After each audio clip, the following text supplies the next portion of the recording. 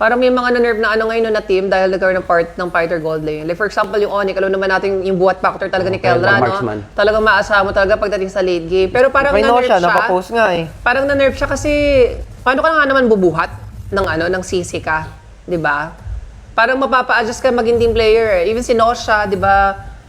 Aminado naman siya. So, ibig sabihin ganyan yung mga nagaganap sa screen nila, ma. Oo. Indo Pero kasi. legit ba? Sobrang nag-adjust sila sa ano, sa fighter gold lane. 20 seconds load. Dapat Indo, ngayon yun na kalabanin mga PH, meta nyo. Kung ako, pili ko sobrang viable pa rin talaga, legit. Parang may kailangan lang silang i-adjust ng konti sa rotation. Pero yung totally i-adjust mo yung isang player ng ganyan na ano, parang medyo weird sa akin. Pero kay Benny Cutie, kita natin, may mga piling players talaga na alam mong gumagana sa kanila yung mga fighters eh. True. Yan, best example na si Benny Cutie, as in super duper gumagana sa kanya. Even si Oheb nga, di ba, nag-i-struggle din ngayon.